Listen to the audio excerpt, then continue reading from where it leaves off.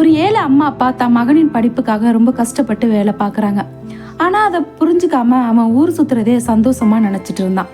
ஒரு நாள் அவங்க அம்மா அப்பா கூப்பிட்டு, இங்கே வா தம்பி, நீ எங்களுக்கு ஒரே பிள்ளை, பின்னாடி எதுவும் கஷ்டம்னா நம்ம அம்மா அப்பா படிக்க வச்சுருந்தா நான் இவ்வளோ கஷ்டப்பட்டிருக்க மாட்டேனே அப்படின்னு நீ நினைக்க கூடாதுங்கிறதுக்காகத்தான் உன்னை வெயிலையும் மழையும் பார்க்காம உழைச்சி உன்னை கஷ்டப்பட்டு படிக்க வைக்கிறோம். பின்னாடி எங்களை தவிர உனக்கு சப்போர்ட்டுக்கு யாரும் இல்லைப்பா, உன் படிப்பு மட்டும்தான் உனக்கு சப்போர்ட்டாக இருக்கும், அதனால நீ நல்லா படி அப்படின்னு சொன்னாங்க.